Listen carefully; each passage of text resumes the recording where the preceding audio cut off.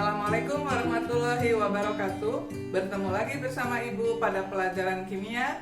Kali ini kita akan melanjutkan pemantapan soal-soal dalam rangka menghadapi PAS semester ganjil di kelas 10. Video ini merupakan lanjutan dari video sebelumnya yang berisi soal-soal pembahasan PAS semester ganjil kelas 10. Sebelum belajar, tak lupa kita harus mengucapkan Bismillahirrahmanirrahim agar mendapatkan kemudahan dalam memahami materi kali ini. Pada video sebelumnya tentang pemantapan PAS kelas 10, kita telah membahas soal nomor 1 sampai 7. Sekarang kita lanjutkan ke soal nomor 8. Di soal nomor 8 terdapat kelompok senyawa A, B, C, D, E. Kita diminta menentukan kelompok senyawa yang merupakan senyawa ion. Kita ingat lagi, senyawa yang memiliki ikatan ion itu terbentuk dari yang pertama adalah atom logam dan non-logam. Kemudian ada juga senyawa ion itu yang berbentuk asam. Misalnya asam klorida, asam sulfat, dan sebagainya. Dan begitu juga ada dari golongan basa. Basa ciri-cirinya adalah OH.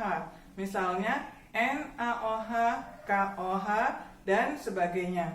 Senyawa ion itu dapat terurai membentuk ion positif dan ion negatif. Misalnya NaCl itu bisa terurai menjadi Na+ ditambah Cl-. Sekarang kita periksa satu persatu kelompok senyawa berikut. Yang A ada Na2O. Kita periksa Na itu betul golongan atom logam, O non-logam. Jadi logam dengan non-logam betul bisa membentuk senyawa ion. Tetapi ini ada sebelahnya adalah NO2. N itu non-logam, O-nya juga non-logam. Jika dua-duanya non-logam, maka akan membentuk senyawa kovalen. Berarti yang A ini adalah salah. CO ini juga salah. C-nya atom non-logam, O-nya atom non-logam. Kemudian kita periksa yang B. Yang B itu ada KOH. KOH ini adalah basa. Nanti bisa terurai menjadi K+ ditambah OH-. Jadi ini tergolong senyawa ion. Lalu KCl, K-nya itu juga logam dan Cl-nya non-logam. Jadi betul ini adalah senyawa ion. Yang salah ini adalah NH3. N-nya atom logam, atom non-logam, H-nya atom non-logam. Ini ikatannya nanti adalah kovalen. Jadi NH3 ini yang membuat jawaban B adalah salah.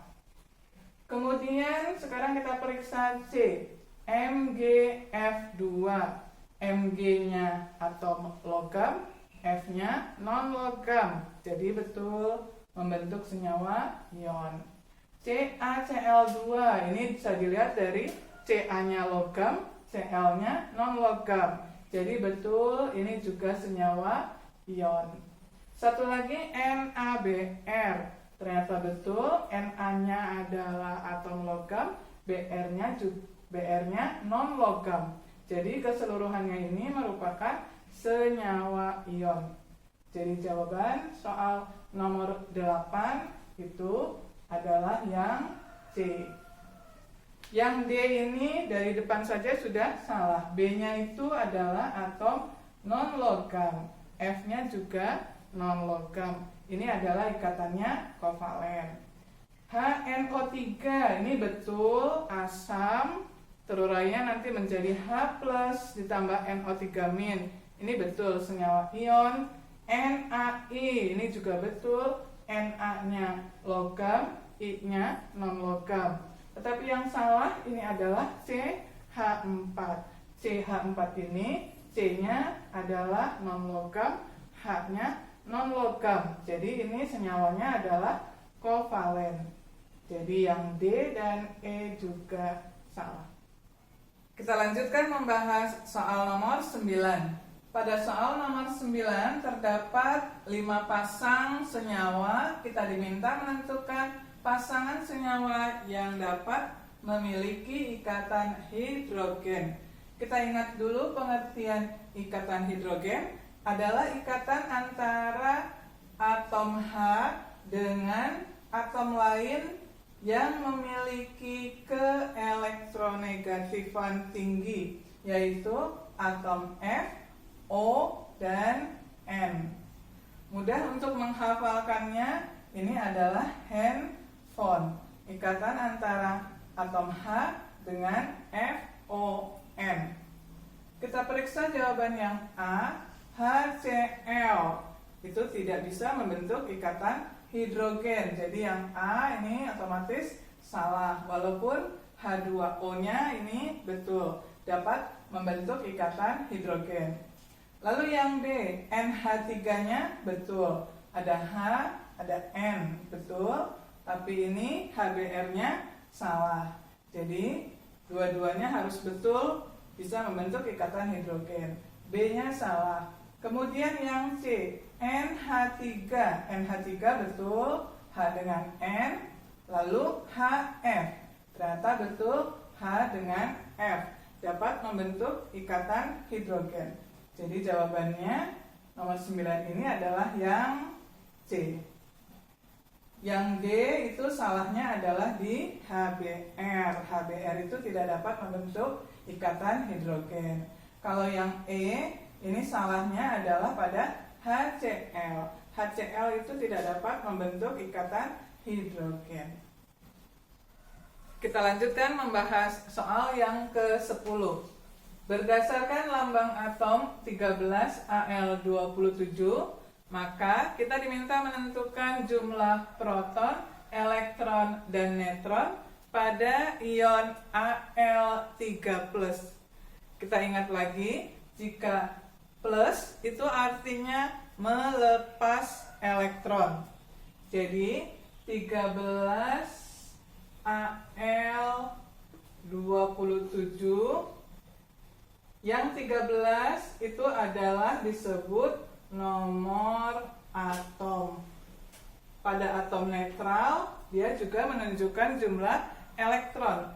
Tetapi karena di sini nanti yang diminta adalah Al3+, maka 13-nya ini atau nomor atom hanya menunjukkan jumlah proton. Sedangkan yang 27 ini disebut nomor massa. Nomor massa itu rumusnya adalah proton ditambah neutron. Jadi yang pertama kita dapat adalah proton. Jumlahnya adalah sesuai nomor atom, yaitu 13. Kemudian di persamaan yang ini, nomor massa itu sama dengan proton ditambah neutron. Nomor massanya diketahui 27 sama dengan protonnya didapat 13 dan ditambah neutron. Maka didapat neutronnya adalah 27 dikurang 13, hasilnya 14. Kemudian satu lagi adalah elektron. Elektron jika bermuatan positif, maka nomor atomnya dikurangi dengan 3. Nomor atomnya justru malah berkurang 3. Karena 3 plus artinya melepas 3 elektron. Jadi jawabannya adalah 13 dikurang 3, hasilnya 10. Pada soal ini yang disebutkan adalah proton dulu, berarti protonnya 13, elektronnya adalah 10, neutronnya adalah 27 dikurang 13 tadi 14. Maka jawaban yang betul adalah 13, lalu 10, lalu 14. Jadi yang D. Kita lanjutkan membahas soal yang ke-11. Kita diminta menentukan pernyataan yang tepat mengenai sifat-sifat unsur dalam satu golongan dari atas ke bawah. Sifat-sifatnya ada 5, A, B, C, D, E. Soal seperti ini bisa dipermudah untuk mengingatnya dengan cara membuat diagram. Diagram ini adalah berlaku untuk energi ionisasi, lalu afinitas elektron, dan satu lagi keelektronegatifan. Kemudian diagram bentuk satu lagi itu kecenderungannya adalah seperti ini. Ini adalah untuk jari-jari atom dan sifat logam. Cara membacanya, ini yang vertikal itu untuk satu golongan. Dibacanya tanda panah itu adalah makin besar. Dari bawah ke atas semakin besar. Yang ini dari kiri ke kanan semakin besar. Itu berlaku untuk energi ionisasi, afinitas elektron, dan keelektronegatifan. Sedangkan diagram yang ini berlaku untuk jari-jari atom dan sifat logam.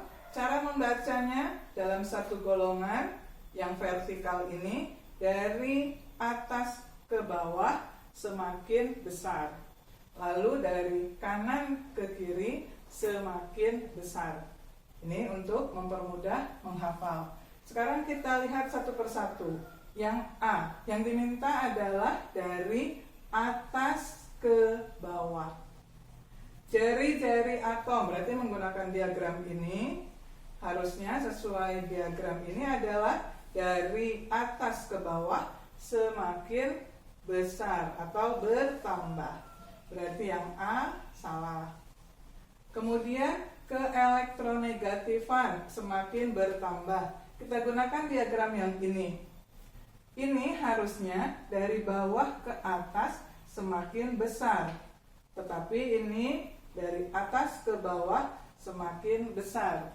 Maka yang B juga salah. Kita periksa yang C, afinitas elektron berkurang. Afinitas elektron diagramnya adalah ini. Dari bawah ke atas semakin besar. Artinya kalau dibalik dari atas ke bawah adalah semakin kecil atau berkurang. Jadi jawabannya adalah yang C. Itu betul yang C. Coba kita lihat yang D, sifat logam. Seharusnya dari atas ke bawah semakin bertambah. Berarti ini salah. Dan yang terakhir, energi ionisasi bertambah. Dilihat, harusnya dari bawah ke atas semakin bertambah. Kalau disebutkan dari atas ke bawah, justru harusnya semakin berkurang. Jadi yang E pun juga salah. Kita lanjutkan membahas soal yang ke-12. Penyusunan sistem periodik yang didasarkan pada pengelompokan kemiripan sifat antara unsur ke-1 dan ke-8 dikemukakan oleh ahli yang bernama, ini ada A, B, C, D, E. Kita ingat satu persatu. John Dalton itu adalah ahli yang pertama kali mengemukakan teori bahwa atom itu tidak dapat dibagi lagi. Jadi bukan jawabannya. Kemudian Dobereiner ini adalah mengelompokkan unsur-unsur berdasarkan kemiripan sifat, tapi hanya 3 unsur. Jadi ini teorinya disebut triad. Artinya pengelompokan unsur itu bertiga-tiga. Kemudian Lavoisier itu adalah ahli yang mengemukakan hukum kekekalan massa.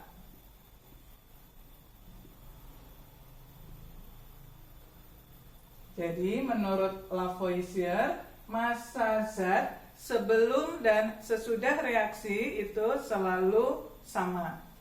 Kemudian J.J. Thomson. Itu juga yang mengemukakan teori atom, dan teori atomnya itu disebut roti kismis. Ini maksudnya, menurut Thomson, atom itu merupakan bola bermuatan positif seperti roti, lalu elektronnya itu tersebar merata di roti tersebut seperti kismis, dan elektronnya bermuatan negatif. Itu menurut J.J. Thomson. Disebut teorinya teori roti kismis. Jadi jawaban yang betul itu adalah pengelompokan kemiripan 1 dan 8 dikemukakan oleh Newlands, dan disebut teorinya adalah teori Octave Newlands. Jadi jawabannya adalah yang E. Kita lanjutkan membahas soal yang ke-13. Kita diminta menentukan harga keempat bilangan kuantum dari X yang memiliki elektron sebanyak 18. Kita ingat lagi, bilangan kuantum ada 4 macam. N itu bilangan kuantum utama, menentukan ini adalah nomor kulit. Lalu L itu bilangan kuantum azimut, ditentukan oleh subkulit S, P, D, F. S nilainya 0, P nilainya 1, D nilainya 2, dan F nilainya 3. Lalu M bilangan kuantum magnetik, ini untuk menggambarkan orbital tempat elektron. S ini adalah bilangan kuantum spin, menentukan arah elektron. Langkah pertama kita uraikan elektron yang 18 dengan menggunakan unsur gas mulia yang terdekat dari 18 itu adalah Ne10. Lalu lanjutannya adalah 3S2 dan 3P6. Untuk menentukan bilangan kuantum, yang kita perhatikan adalah yang terakhir, 3P6. Mula-mula kita tentukan N. Bilangan kuantum utama ditentukan oleh nomor kulitnya. Di sini angka yang di depan adalah 3. Kemudian bilangan kuantum azimut L. Dilihat dari subkulitnya. Di sini subkulitnya adalah P, maka nilainya adalah 1. Selanjutnya M. Untuk menentukan M harus kita ingat gambar kotak-kotak ini. Jika subkulitnya P, maka gambar kotaknya ini ada 3. Nilainya ini dari min 1, 0, plus 1. Sesuai dengan L ini. Mulainya tapi dari minnya. Kemudian kita gambarkan 6 elektron ini. Cara menggambarkannya harus ke atas dulu semua. Sampai penuh orbital 1, 2, 3. Lalu baru diisi dengan arah yang ke bawah. Ini 1, 2, 3. Dan yang kita perhatikan ini adalah yang terakhir. Yang terakhir itu adanya di kotak nomor plus 1. Jadi hasil M-nya adalah plus 1. Dan terakhir adalah S. Itu arah elektron. Yang dilihat adalah yang terakhir. Ternyata arahnya ke bawah, berarti kalau ke bawah nilainya min setengah. Sedangkan kalau arahnya ke atas, nilainya plus setengah. Kita lihat jawaban yang sesuai. N-nya 3, L-nya 1, lalu M-nya plus 1, dan S-nya min setengah. Jadi jawabannya yang betul adalah yang D. Kita lanjutkan membahas soal yang ke-14. Atom 1124 Na itu berisotop dengan atom, kita diminta untuk memilih manakah yang isotop A, B, C, D, E. Kita ingat lagi, pengertian dari isotop. Isotop itu artinya nomor atomnya sama, tetapi nomor masanya berbeda. Itu pengertian dari isotop. Sekalian diingat, pengertian lawannya isotop adalah isobar. Nomor masanya sama, tetapi nomor atomnya berbeda. Lalu satu lagi, ada pengertian isoton. Isoton itu artinya memiliki jumlah neutronnya sama.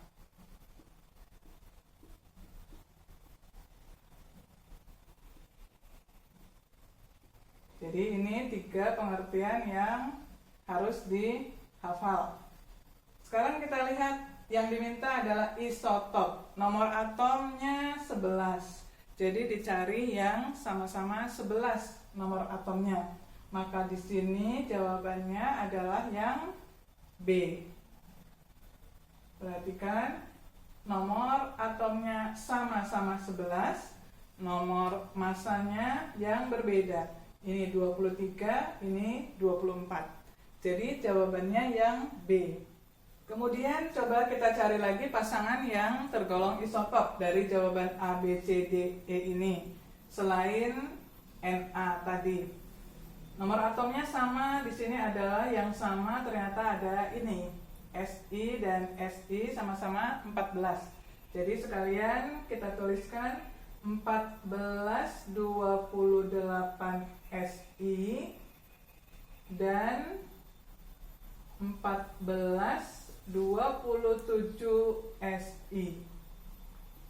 Ini juga tergolong isotop.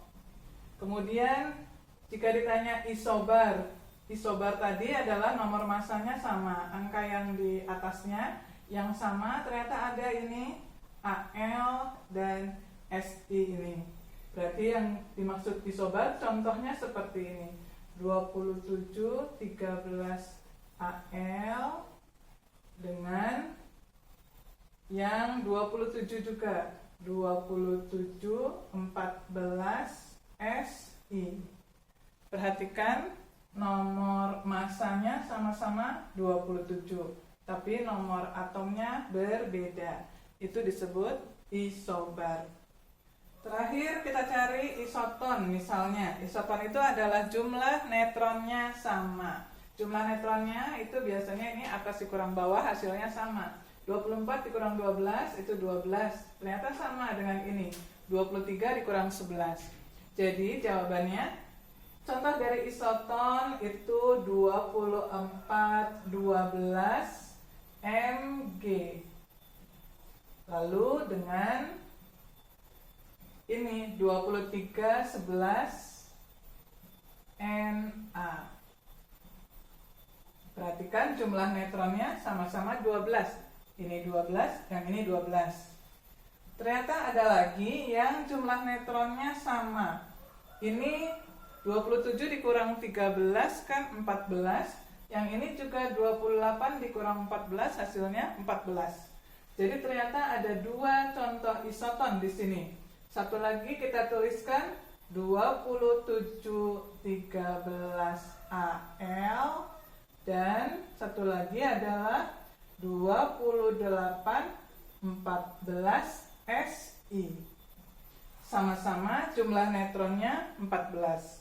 27 dikurang 13 14, 28 dikurang 14 adalah 14. Jadi ini adalah contoh isoton.